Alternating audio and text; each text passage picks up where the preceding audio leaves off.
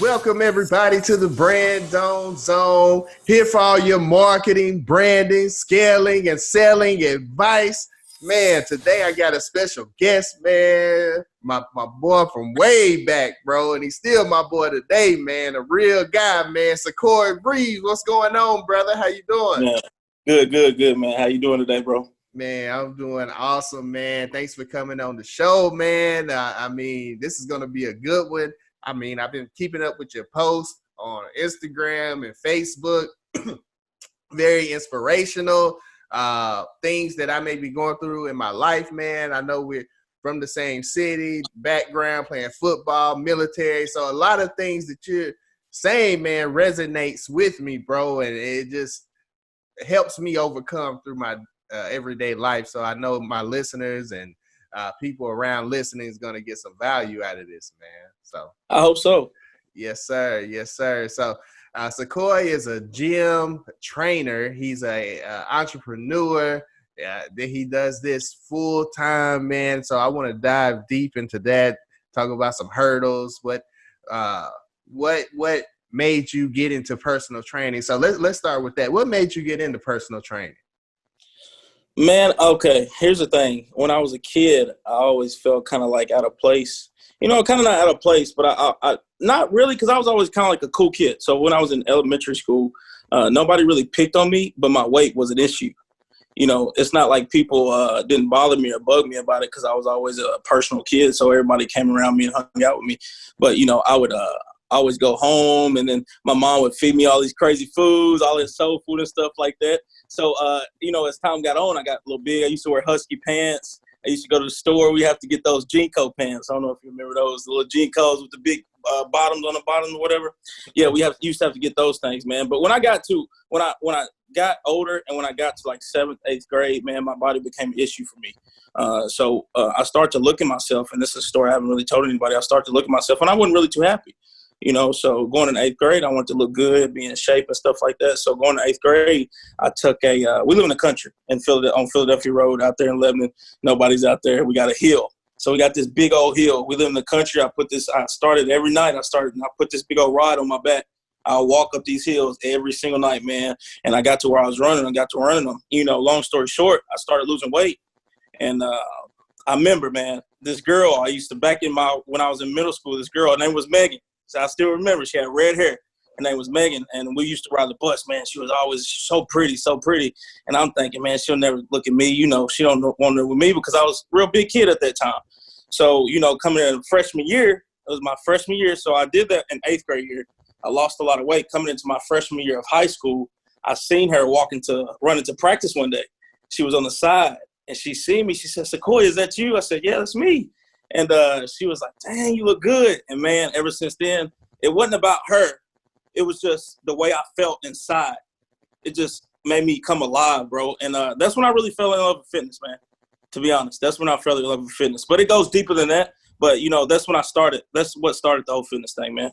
And that's just a good attribute of an entrepreneur. Seeing you had a problem back then, like, okay, I got this weight, so I need to do something about it. And you really did something about it, man. Like, you really took the steps to do something about it. And you're doing something about things every day right now.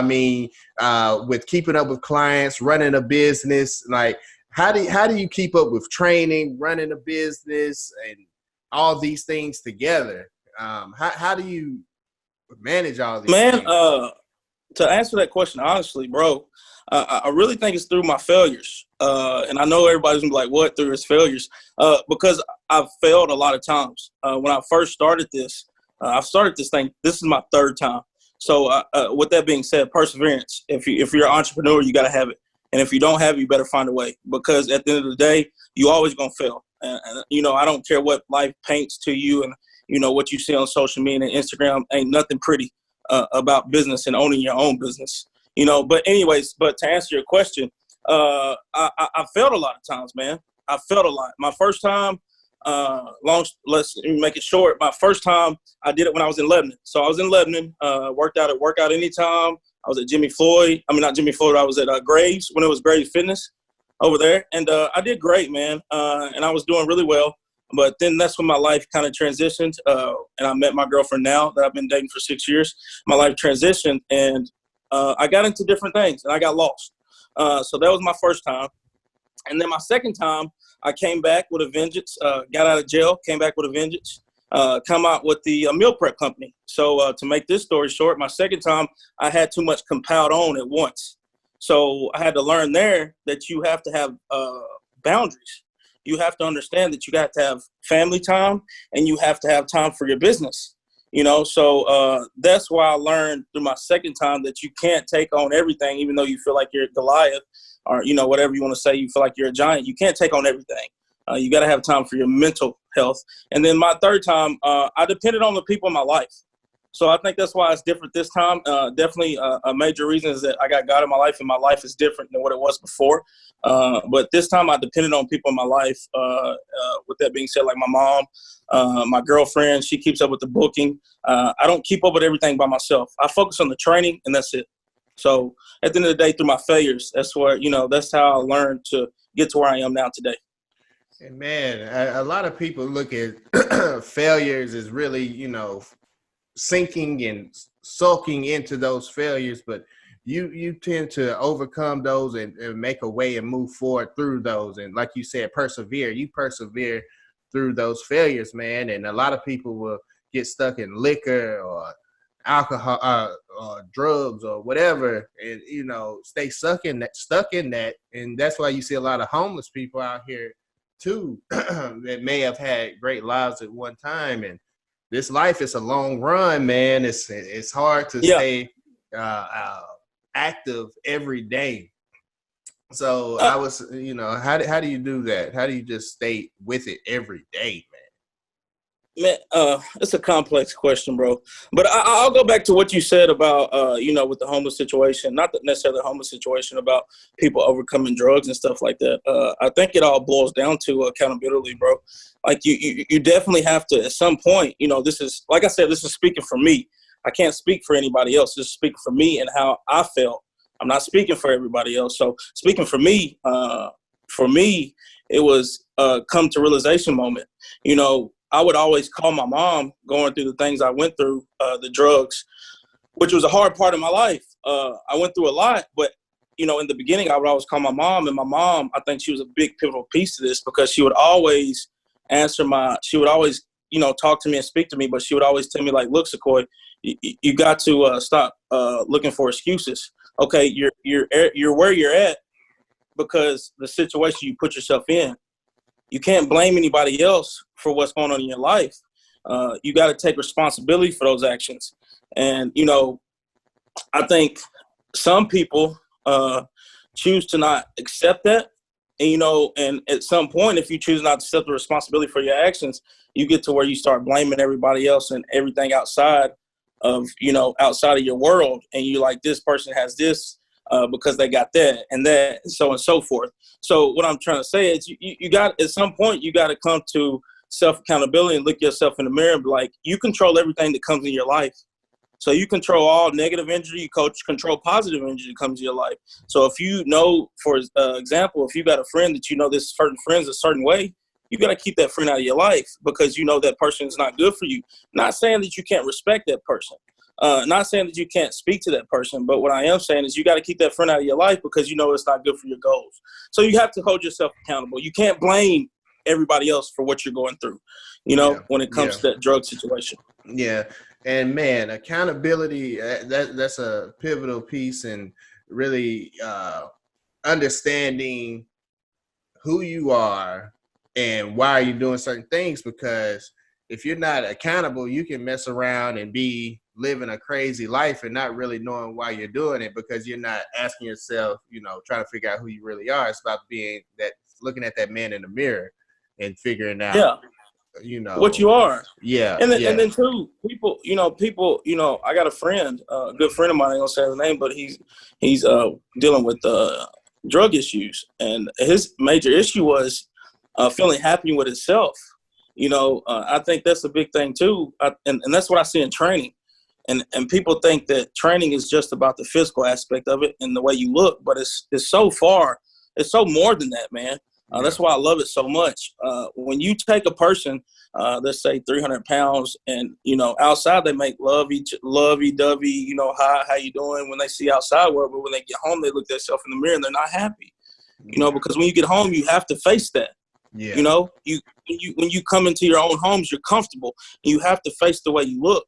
So the joy that I get from that's why I tell everybody about training. It's more than physical. The joy that I get from helping a person to lose the weight that they got to, and then you see their face and how they feel and their energy and how different they are, bro. It's deep, man. So that's why I tell physical training is much more than just the physical aspect of it and the looks of it. It's so deep. You gotta have self-happiness. You gotta be happy with yourself, man. And if you're not happy with yourself, I think becomes a lot of issues over time in your life that you're gonna have to face someday. Because you can't keep burying stuff over and over, and drugs and alcohol and all that stuff. Yeah, because it doesn't work. Yeah, and health is wealth, man. And it's really like the foundation to everything. Like, that's why I'm doing what I'm doing as a marketer in the business world. I feel like marketing is sort of a foundation. Everybody has to have marketing. Everybody needs to get their message out there. And with you, I feel like that's another thing. It's a foundation. It's really more foundational than marketing, because without my health, without feeling good, I'm going to be a crappy marketer for my clients, for my employees. It goes deep. Yeah, it goes real deep. So you're affecting people's lives, man. And I know it's rewarding and to see outcomes and people's moods and attitudes and confidence level. Yeah, and one thing I want to let, not me, man, not me. Definitely, I do like this right now. Just this is uncomfortable for me. I'm very anxious and nervous about this, and let's just be real about it, because, but I do these things because it's not me, it's God, man. I went through a lot of stuff in my life. So I have to let people know, and I got to tell people that it's okay, man. Like, if you go through things, it's okay. It's cool. Yeah. I know what the world paints it to be, and it looks like a big, beautiful portrait, but it's not that, man. Every home has issues, every home has issues. Yeah. So, yeah. And I mean, like, we'll go back to talking about failures, man, because I believe that can really open people's eyes to things. Because when I say failure, I say fail forward. As long as you're failing forward, I mean, that's life. I mean, things have different obstacles and roadblocks, but you have to overcome those and learn those lessons in order not to make those mistakes and be the person that God wants you to be. So, exactly. Hey, man, I know things that we both been through, man, in our adolescence. Oh, yeah, you definitely know. And I'm just happy and proud to see where we're standing today, man. And we're still fighting, man. That's the thing about it. We're still fighting. You got to fight every day, especially in this world, man. Yeah, there's a lot of confusion going on in this world. But anyways, yeah, you got to fight, man. Yeah. So, where are you training at now? What's your day-to-day look like in your gym? Are you accepting new clients? What's going on with that? Yeah. I'm where I'm training at now. Well, I go to my home gym is Hermitage Competitive Edge. Great gym. It's in Nashville. Well, actually, off of Mount G Road. Is it Lebanon Road? Lebanon Road. Mount G Road. What is that road called? It's Lebanon Road. Lebanon Road. I get those roads confused, but it's off of Lebanon Road. Great gym, man. It's open 24/7. Great atmosphere. A lot of family people there. Same people come all the time. I usually train out of there. I was training in Lebanon. Had a couple issues, but got that taken care of. So I train there, Murfreesboro, and pretty much that's about it. But usually I'll travel within the vicinity as long as it's close to me. As long as it's not too far. But and right now I'm kind of packed, bro. I'm out at I think we're at 16, 17 clients right now. I got 2 on board that's about to come on, so I'm kind of packed. Like I said, I learned through my failures. I don't want to take on too much. I think when you take on too much, and you don't be patient, and you don't allow. I'm a real spiritual person, religious person. So I think when you don't allow God to guide your footsteps, man, and you try to rush things, you can mess it up a lot. And as far as that goes, for my life, that's what's happened in my life. You know, a lot of stuff's going on that has happened in my life. I didn't allow God to take that take that lead, and I tried to take it on my own, and it kind of backfired. So this time I'm gonna try a little different. You know what I mean? Oh yeah. And man, when you have to in this life walk by faith, because look at everything that's going on. You know, you can't carry that load on your own. It's all a test, and the test is relying, and he wants us to lean on him, and there'll be test after test after test until we just give it all to him and allow him to bless our lives, man.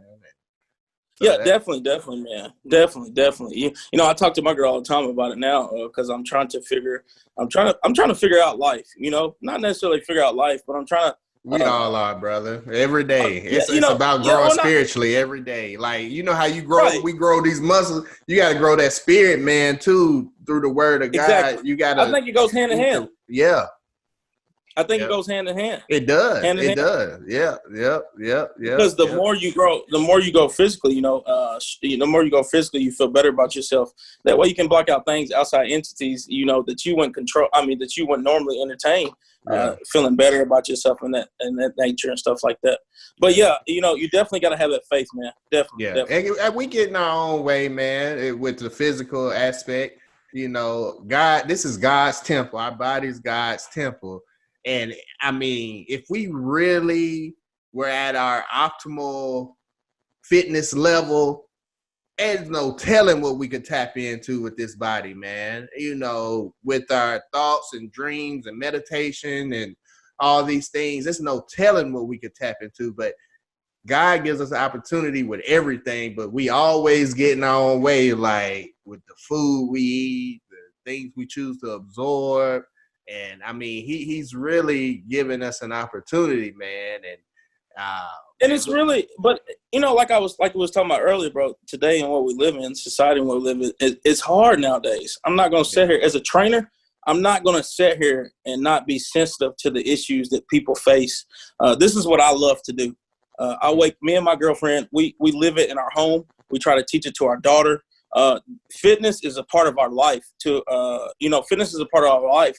And we understand, not we, but me, I understand that now that I've been going on so long in training, I understand that everybody doesn't have that fitness in their life.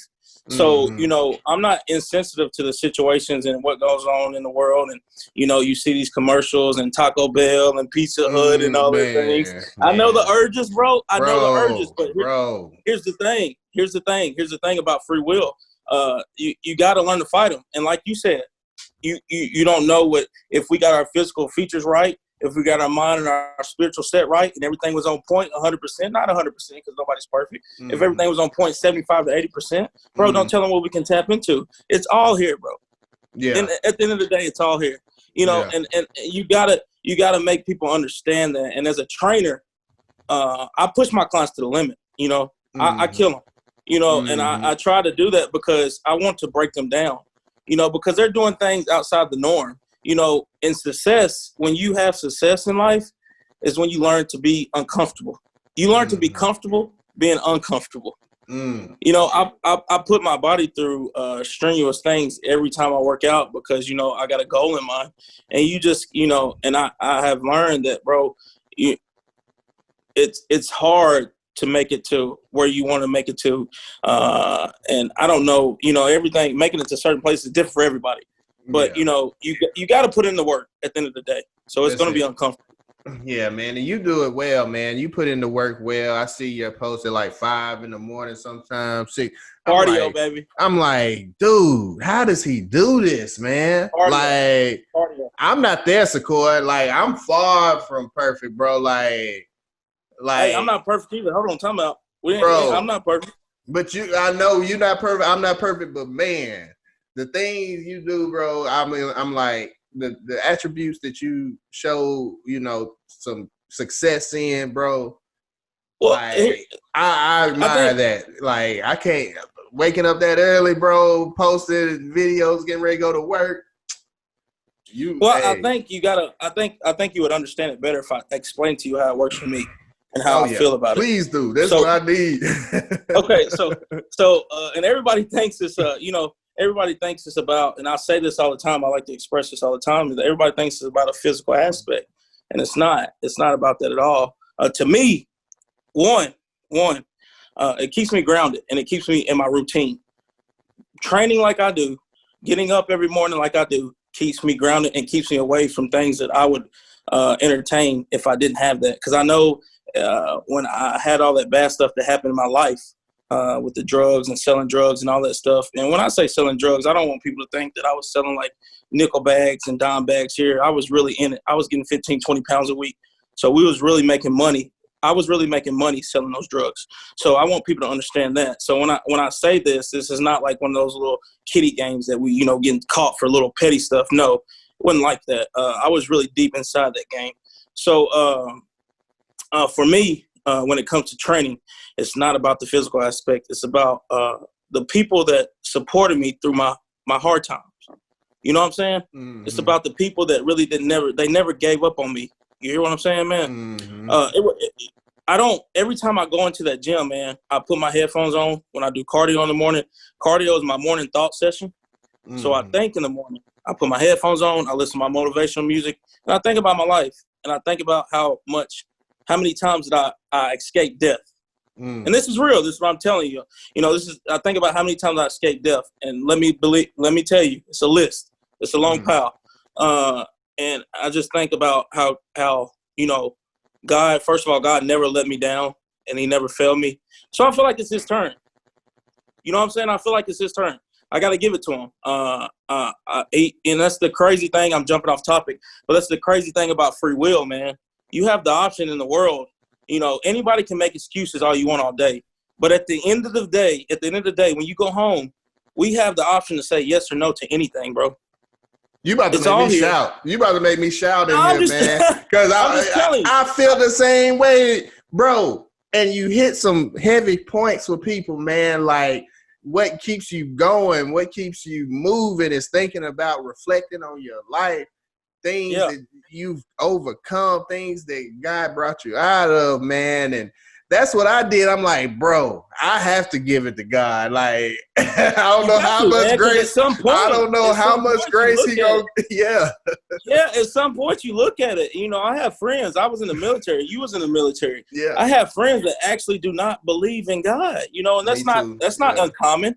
It might be uncommon to people around our surrounding areas where we live at because, a lot of people don't go outside of Lebanon. Yeah. But that's not uncommon, bro. That's not uncommon. Yeah, so many different views in the world, man. So many. So I have friends that say these things. And when they say these things, I'm like, man, they ask me and it's like a miracle. I'm like explaining a miracle. They ask me, well, okay, what makes God real to you? And all I can do is tell them my experiences and my situations. You see what I'm saying? Yeah. And that's all I can say. And then all I can do is tell them the goosebumps that I get when I'm in that gym and I'm thinking about those moments. And, and a lot of times when you go through things, you think it's, how you have that gut feeling, oh, don't do it. And then you go and do it and you mess it up. You're like, oh, I shouldn't have did it. Yeah. I feel like a lot of times it's your spirit talking to you. Oh, yeah. Oh yeah. And maybe I'm jumping out. Maybe I'm jumping. No. You're right, bro. It can lead you like interventions or discerning things like that can happen. And that's just God looking out for you, bro. And I mean, we're young. We've been young. God understands what we've been through. I mean, in the military, Lebanon. I know the military. It was just a party. It was like. Oh my goodness, I was far away from God, bro. Like I thought about God, I would mention God, but I was not living that at all, Right. So I mean, it's just God understanding what we're going through, man, and he does. He definitely understands. The Bible says God died for our sins. So I think that no man is perfect, and my mom tells me all the time. He died for our He died for our sins. And when you go to heaven, God doesn't judge you by anything but your heart.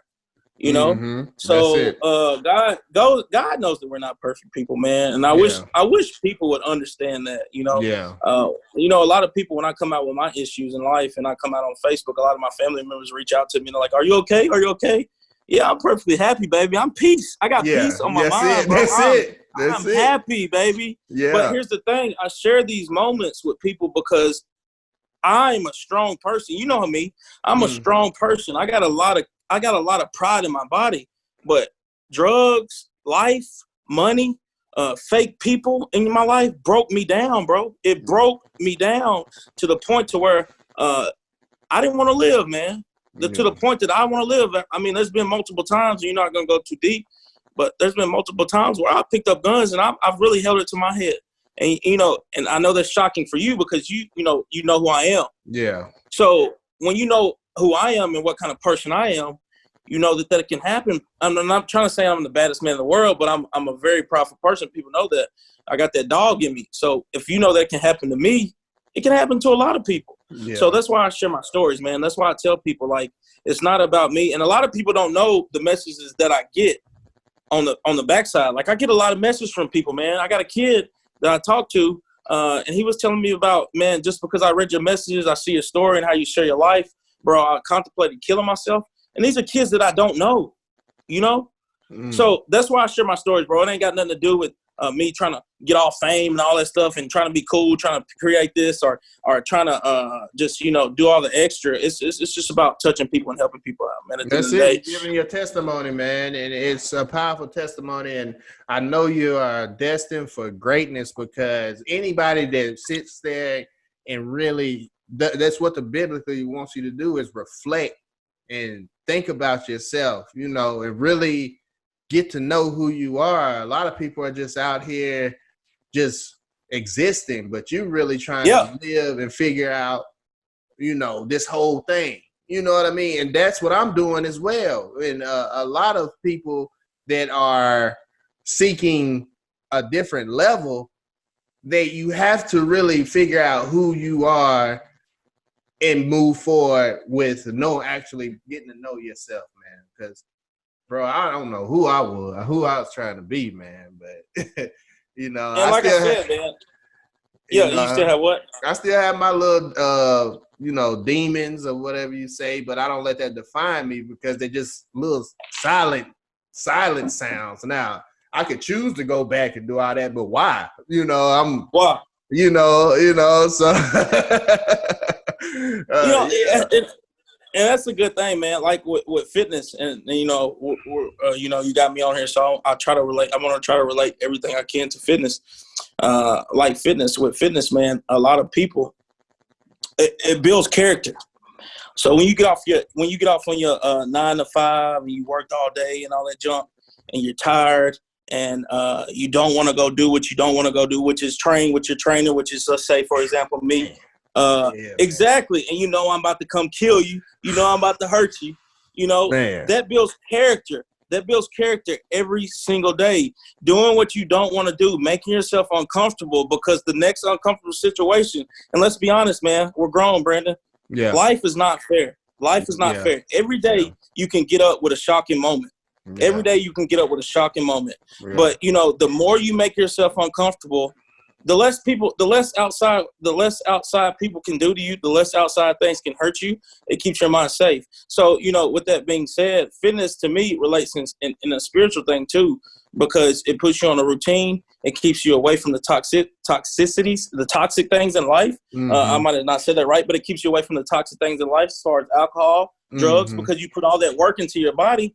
You don't want to see that rush down the drain. Yeah. Yeah. So, and then, like I say, so it just puts you on a routine and things like that in that nature, man. It's a big, man, people got to understand that fitness is a big thing. It's a great thing, man, for a lot of people, man. You just got to try it. Get off that couch and try it, baby. That's it. And I'm going to try it, boy. I'm going to try it, bro. I'm going to get back in there, I'm going to get back in there. And it's one thing at a time, boss. It's one thing at a time. A lot of my clients that come on board, they want to rush it.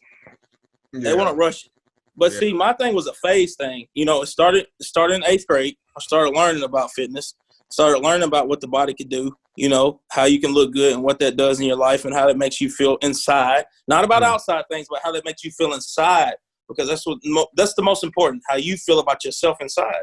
So, and then 2, it started in 8th grade, and I transitioned from there. You know, I had to learn the food part, the aspect, because, you know, us growing up, we're Black individuals. Everybody can see that we're Black. But, you know, us growing up, you know, we got taught the soul food way.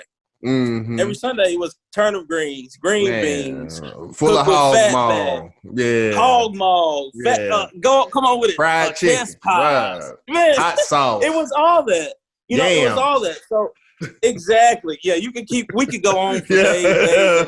Hot water corn, bro. Exactly. So, you know, my whole point is to say that. My whole point is, like, we have to start in baby steps, bro. Everybody, you can't change your life and how you've been doing it for your whole life. You know, you've been doing the same way for your whole life. You got to take it in baby steps. Everybody wants to start so fast. Yeah. So what you need to do is try to figure out and take it in steps, man. Figure out one thing at a time. So that's what I try to tell my clients. Don't rush it. Let's get into the routine of things. Because once you get into the routine of things and you keep coming to the gym, you keep coming on the same routine, you finally figure out, hey, this is making me feel better. Hey, I'm not doing this or doing that I used to do. Dang, this is saving me on doctor bills and all this. And these are things that's coming from my clients. So I know these things are happening for them. You see what I'm saying? Yeah. You know, sitting around is a bad thing. You know, and I hate to see, and I'm gonna let you go into, I hate to see people when they get to our age, you know, you see them in high school, you're like, damn, they look so good. After high school, you see them, they get married, they get comfortable. Man. They get comfortable. You preaching to me, the worst thing to do, in my opinion, this is my opinion. The worst thing to do is to get comfortable in life. Yeah. Don't get comfortable. Ooh. Don't. You get tired. You get lazy. Man. And then before you know it, you're 300 pounds. And that's okay. If you let's put this out here. I don't judge anyone. No judgments on here.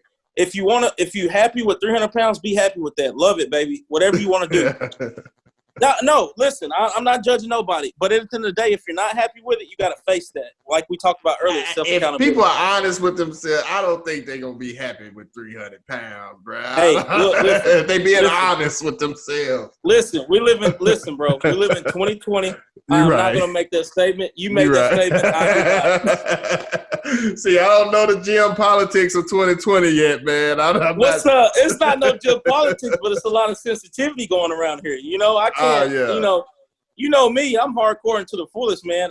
You know, my girl gets mad at me all the time about it. You know, she tells me, am I fat? I'll tell her. You looking kind of heavy right here, baby. You know, listen. My girl's sitting right here. She knows. She'll tell it. That's the truth. Yeah. Listen, my mom, when I went through all that hard time in my life, and I had all that money, had all the cars, had all the fun, we went on multiple trips, went on $1,000, and I'm not lying to you, Brandon. You know how I went on every time. We spent $1,000 every week like it was cool. Yeah.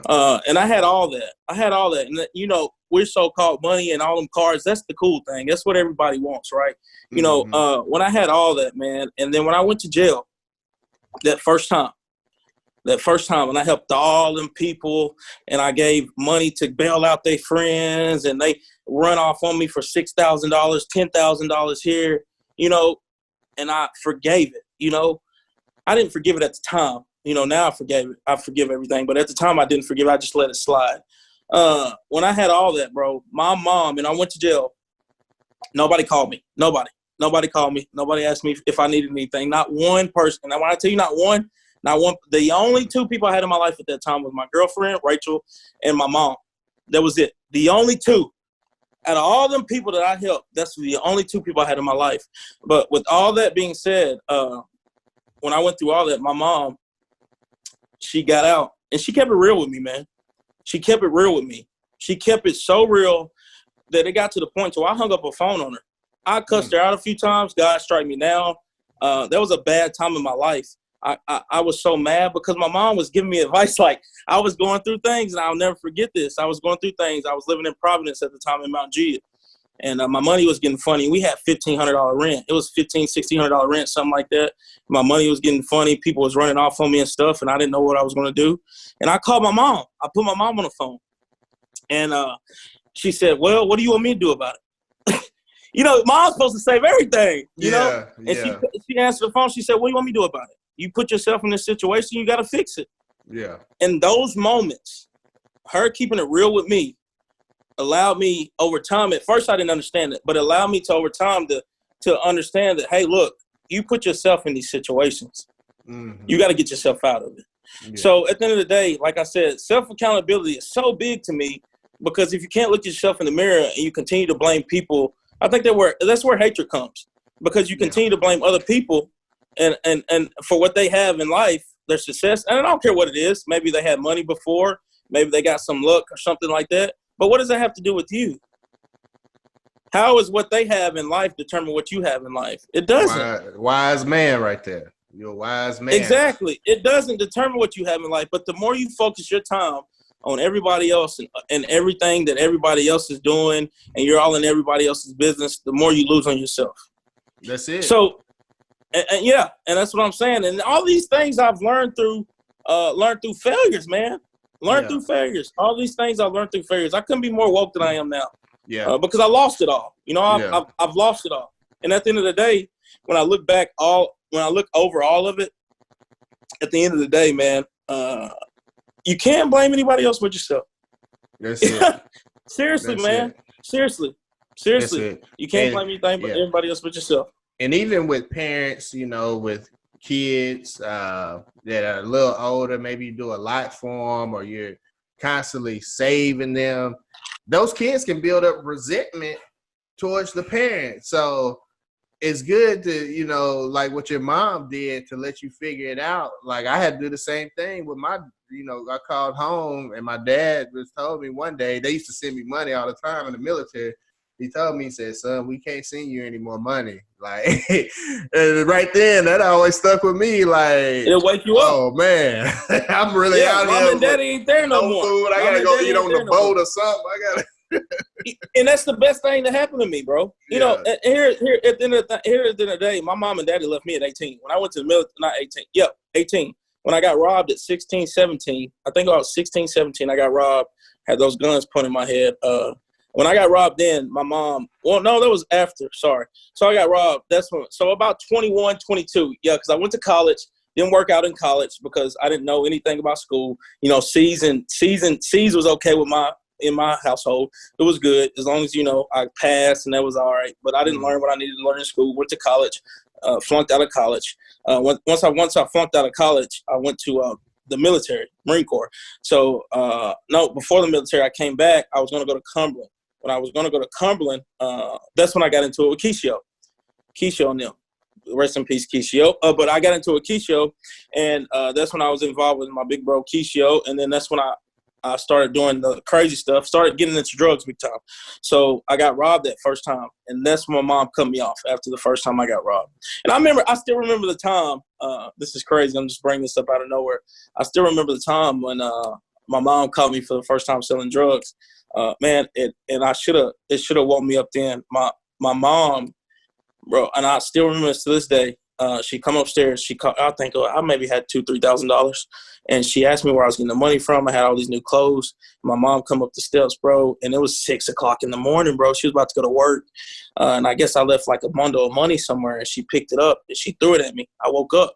She threw it at me, and my mom's sitting there looking at me. She bawls, bro. She starts crying hard. So yeah, she just starts crying hard, big time. And she said, Secoy, she said, if this is what you're doing, you're going to have to get out of my house. And she let me stay, bro. And I think that's where she made a mistake, because I think if she would have kicked me out, I would have learned real quick that this life wasn't for me. But she let me stay, and I continued to do what I did. And that was the start of a long journey, a long journey of learning, you know. Yeah. And you've overcome, bro. Hey, man. Bro, I'm proud of you. Hey, I'm inspired by you. Secoy Revees. If someone wants to book a session with you, where can they find you? On Facebook, Instagram? How can people reach you? Oh, you can get me on Facebook, Secoy, Secoy. It goes by Secoy Edwin, EDWIN Reeves. That's on Facebook. On Instagram, you can go to Second Chance Fitness. That's a 2, not the second word. So it's 2ND Chance and Fitness on Hey, Instagram. man. Hey, bro. I believe our audience has something that's going to resonate with them, man. I'm about to get off the couch. I'm about to get off my tail. I'm about to hit this gym because I've been with COVID-19. I've been getting complacent. I've been in here just, It's easy to do, man. It's easy to do. You just got to get back on it. Bro, it's crippling, man. I ain't even gonna lie to you. I went to a boxing gym today, but that's another story down the line. Talk to them trying to get something going, man, because I got to get something going. But you got it, baby. Yeah. But all of Secoy's information will be in the show notes. This podcast will be everywhere you listen to your podcast, Apple iTunes, anywhere, Spotify. So check it out if you missed today. I'm sorry we couldn't go live on Facebook due to some updates. Oh, yeah, most definitely. So we'll get this uploaded. And Secoy, man, appreciate you coming on the show, man. Anytime, baby. Hopefully we can have this again in the future and it'll be a bigger audience. You know what I mean? Yeah, most definitely. Coming soon, baby. Exactly. Right, I love you, brother, man. Hey, Thank you so much. Man. Take it easy, brother. All right, have a good one. Good night. See you. Good night.